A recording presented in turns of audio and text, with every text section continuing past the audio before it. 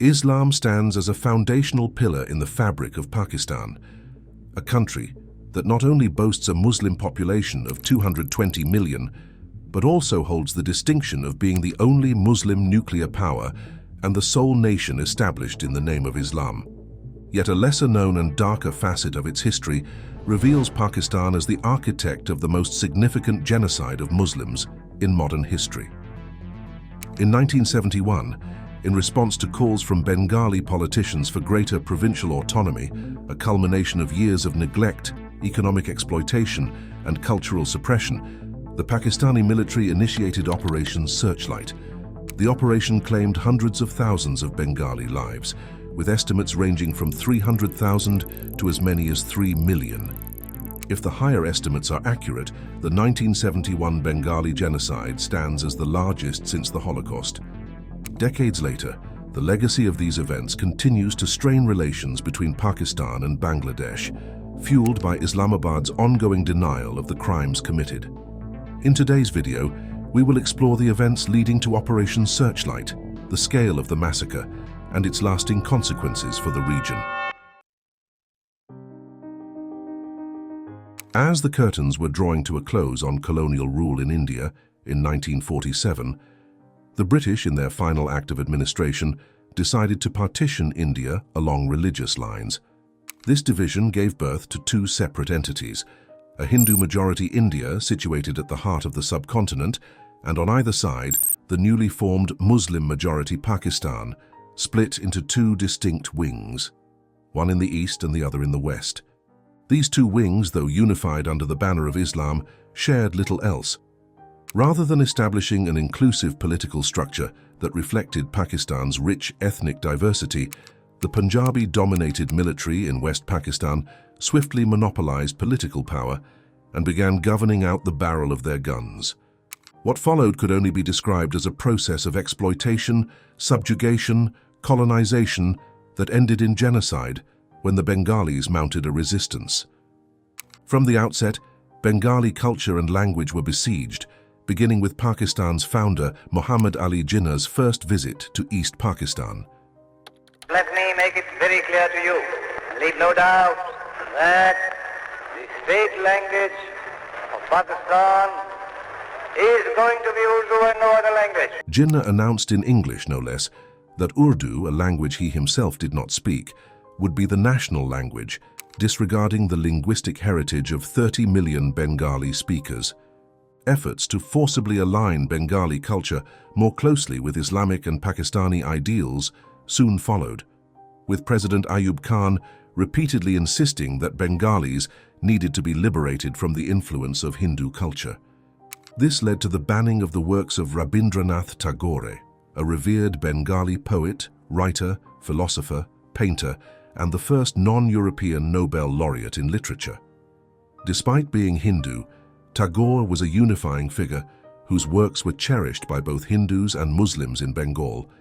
The imposition of language restrictions and suppression of Bengali culture ignited furious responses from the Bengali population, leading to riots and student-led movements which were brutally suppressed by the Pakistani army. The suppression of culture and language was merely the opening chapter for Bengalis in East Pakistan, which quickly found itself ensnared in economic exploitation that matched the East India Company.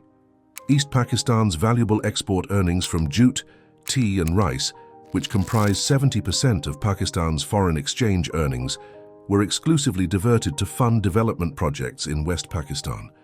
Additionally, East Pakistan was forced into a trade imbalance that disproportionately favored West Pakistan. Through tariffs, import controls and industrial licensing, East Pakistan was compelled to purchase commodities and manufactured goods from West Pakistan at inflated prices, despite more affordable options available on the global market. Bengalis could not reverse any of these changes.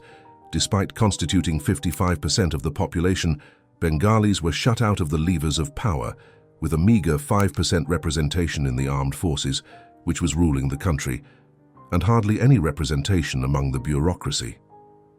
Therefore, policy decisions were firmly in the grasp of West Pakistan's Punjabi-dominated military, which not only deprived East Pakistan of its fair share of development and aid funds, but also forced East Pakistan to go to war in 1965 over Kashmir.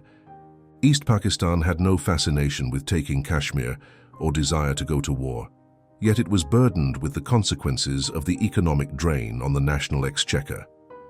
The colonial exploitation of East Pakistan, as well as one-sided allocation of aid and development funds, resulted in what is called Pakistan's Golden Era under President Ayub Khan, where Pakistan became one of the world's fastest-growing economies. Whilst the West Pakistani economy was booming, resentment in East Pakistan was fueling a movement that would eventually give birth to the independent nation of Bangladesh. Economic exploitation, along with cultural and linguistic suppression, was slowly fueling a burgeoning Bengali nationalist movement. This movement reached its apex in 1970, when East Pakistan was devastated by what the World Meteorological Organization would later identify as the deadliest cyclone in recorded history, Cyclone Bhola. The cyclone resulted in an estimated 300,000 to 500,000 fatalities, leaving millions homeless. The indifferent response from the government in West Pakistan to this disaster only served to exacerbate political tensions. In December 1970, under military dictator Yahya Khan, Pakistan witnessed its first ever democratic elections. Sheikh Mujibur Rahman and his Awami League, becoming the voice of decades of systemic discrimination and exploitation, campaigned on a platform advocating for provincial autonomy. Their six-point agenda sought to drastically limit the central government's authority to foreign policy, defense, and trade, thereby decentralizing power and assigning greater governance roles to the provinces. This shift aimed to make the central government in West Pakistan essentially redundant.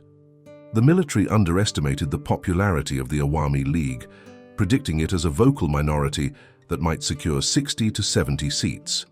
They were taken aback when Mujib clinched an outright majority of 167 seats, giving him a democratic mandate to govern both East and West Pakistan.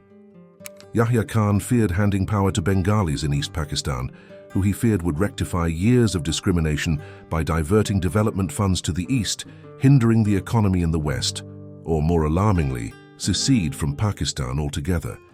As Khan prolonged the power transfer to the newly elected National Assembly, East Pakistan plunged into chaos.